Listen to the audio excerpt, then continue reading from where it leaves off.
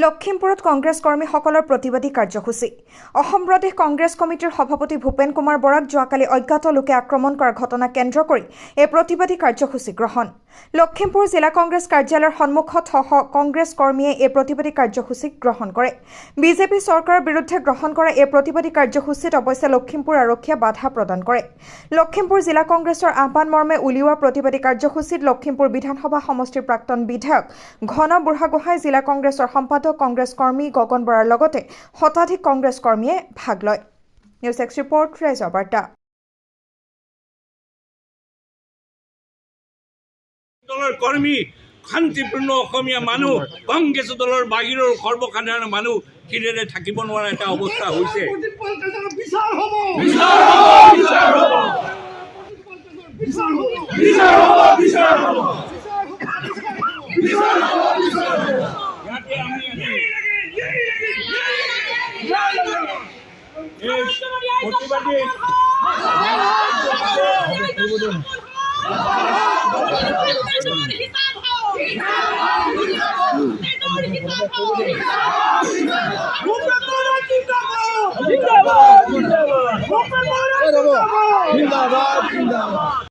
যে এই যাত্ৰা আমাৰ শান্তিপূৰ্ণ যাত্ৰাক চাৰিওফালৰ পৰা সফল কৰিবৰ বাবে সকলোৱে সহযোগিতা কৰক, এই আহ্বান আপোনালোকৰ প্ৰতি ৰাখিছোঁ।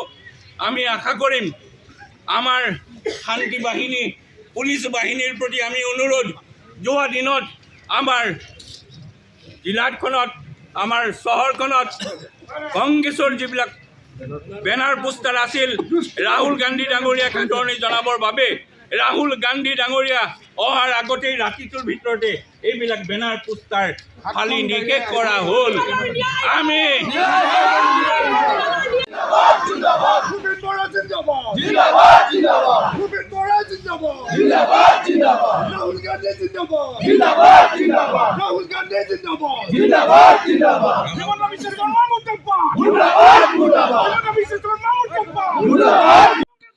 ভূপেন কুমাৰ বৰাদেৱক যিদৰে তেওঁলোকে আক্ৰমণ কৰিছে, লখিমপুৰত যিদৰে পোষ্টাৰ বেনাৰ হোৰ্ডিং ফালি দিয়া হৈছে, তেওঁলোকে আমাৰ নেতাজনক ঘুচিয়াই নাকেৰে তেজ উলিয়াইছে আৰু যুৱ কংগ্ৰেছীসকলক ভয় ভাবুকি দিছে।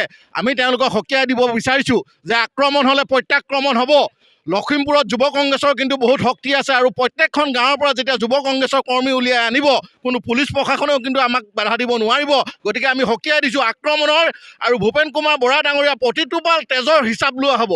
লখিমপুৰ জিলা কংগ্ৰেছৰ আহ্বান মৰ্মে আজি ইয়াত সমবেত হৈ এটা শান্তিপূৰ্ণ প্ৰতিবাদী কাৰ্যসূচী হাতত লৈছিলোঁ। এই প্ৰতিবাদী কাৰ্যসূচীটোৰ মুখ্য কাৰণ আছিল আমাৰ যি ভাৰত জোৰো ন্যায় যাত্ৰা, ভাৰতবৰ্ষৰ জনপ্ৰিয় নেতা ৰাহুল গান্ধী ডাঙৰীয়াৰ নেতৃত্বত অসমত আহি প্ৰৱেশ কৰিছিল আৰু অসমৰ প্ৰৱেশ পথত আমি এটা অশান্তিপূৰ্ণ পৰিৱেশ লখিমপুৰৰ প্ৰৱেশদ্বাৰতে আমি দেখিবলৈ পাইছিলোঁ।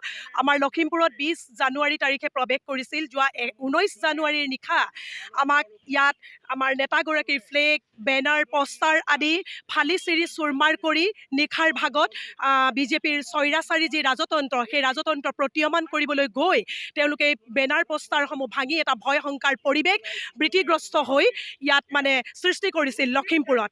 তাৰ ফলতে আমাৰ নেতাগৰাকীয়ে লখিমপুৰ চহৰত পদাৰ্পণ কৰাৰ সময়ত এটা হিংসাত্মক পৰিৱেশ হোৱাৰ সম্ভাৱনা দেখি শান্তিপূৰ্ণ অসমৰ কাম্যৰে এই ন্যায় যাত্ৰা যিহেতু কৰিছে, সেয়েহে তেওঁ লখিমপুৰ চহৰৰ মাজেৰে পাৰ হৈ ইটানগৰত প্ৰৱেশ কৰিছিল। আমি অসমবাসী হিচাপে আজি লজ্জানত। অসম অতিথিপৰায়ণ ৰাজ্য, এই অতিথিপৰায়ণ ৰাজ্যত আমাৰ নেতাগৰাকী আহি কিয় লজ্জিত হ'ব লগা হ'ল, আমি সাংঘাতিকভাৱে লাজ পাইছোঁ। আৰু এই হিমন্ত ৰাজ, গুণ্ডাৰাজ, এই গুণ্ডাৰাজৰ বিপৰীতে শান্তিপূৰ্ণ ন্যায়িক যাত্ৰাত তেওঁলোকে পাকে প্ৰকাৰে বাধা দিয়াৰ প্ৰয়াস কৰি যোৱাকালি সমগ্ৰ দেশবাসীক লজ্জানত কৰি বিজেপিৰ গুণ্ডাৰাজে পুনৰবাৰ হিমন্ত বিশ্ব শৰ্মা ডাঙৰীয়াৰ নিৰ্দেশ মৰ্মে ভূপেন বৰাৰ ডাঙৰীয়াক একেবাৰে ইমান হতাহতি কৰি তেখেতক ঘুচিয়াই নাক একেবাৰে অৱস্থা বেয়া কৰি তেজেৰে লুতুৰি পুতুৰি অৱস্থা কৰিলে। গতিকে হিমন্ত চৰকাৰে এই কাৰুকাৰ্যত ৰাহুল গান্ধী ডাঙৰীয়াৰ এই ন্যায় যাত্ৰাৰ যি সমাৱেশ ঘটিছে, এই সমাৱেশত তেওঁলোকে ভীতিগ্ৰস্ত হৈ পুনৰবাৰ আমাৰ এই যাত্ৰাটো পাকে প্ৰকাৰে বাধা দিয়াৰ তেওঁলোকে প্ৰয়াস কৰি আমাৰ নেতা জয়ৰাম ৰমেশৰ গাড়ী পৰ্যন্ত ভাঙিছে। ক'ৰবাত যদি গাড়ী ভাঙিছে, ক'ৰবাত পোষ্টাৰ বেনাৰ ফালিছে, তেওঁলোকে এইদৰে পাকে প্ৰকাৰে চেষ্টা কৰি অসমৰ মানুহক, অসমীয়া মানুহক ভয়াতুৰ বুলি ভাবি তেওঁলোকে ভিতৰত ৰাখিবলৈ অপ্ৰাণ চেষ্টা কৰিছে। এই চেষ্টা তাৰ বিপৰীতে কিন্তু আমাৰ নেতা ৰাহুল গান্ধী ডাঙৰীয়াই আমাৰ সাংসদ গৌৰৱ গগৈ ডাঙৰীয়াৰ নেতৃত্বত আজি পুৱাবেলাতেই বৰদোৱা থান অসমবাসী আমি সকলো জানো মহাপুৰুষ শ্ৰীমন্ত শংকৰদেৱে অসমত বৈষ্ণৱ ধৰ্ম প্ৰচাৰ কৰি একশৰণ ভাগৱতী ধৰ্ম প্ৰচাৰ কৰি সমন্বয় আনিবলৈ চেষ্টা কৰিছিল অসমীয়া সমাজৰ মাজত তাৰ বিপৰীতে কিন্তু আজি আমি মহাপুৰুষজনাৰ ঠাইৰ বাসিন্দা হিচাপে আমি লজ্জিত হৈছোঁ আমি এই বৰদোৱা থানলৈ যি আশীষ বিচাৰি ৰাহুল গান্ধী ডাঙৰীয়াৰ ন্যায় যাত্ৰাৰ এটা যাত্ৰা আছিল তাত তেওঁলোকে বাধা প্ৰদান কৰিছে হিমন্ত বিশ্ব শৰ্মা ডাঙৰীয়াই পাকে প্ৰকাৰে এই যাত্ৰাটো ৰোধ কৰাৰ চেষ্টা কৰিছে কিন্তু এই ন্যায় যাত্ৰাৰ সফলতা কামনা কৰি শান্তিপূৰ্ণভাৱে ৰাহুল গান্ধী ডাঙৰীয়াই সমগ্ৰ অসমলৈ আৰু দেশবাসীলৈ এই বাৰ্তা মণিপুৰৰ পৰা আৰম্ভ কৰি মুম্বাই পৰ্যন্ত কঢ়িয়াই নিব আমাৰ অসমত এই 7দিনীয়া যাত্ৰাৰ শুভ কামনা কৰি আমি ভগৱানৰ ওচৰত ঈশ্বৰৰ ওচৰত প্ৰাৰ্থনা জনাইছোঁ আৰু এই যে তেজেৰে ৰাঙলী কৰিলে ৰাজপথ এই তেজৰ হিচাপ এদিন হ'লেও এদিন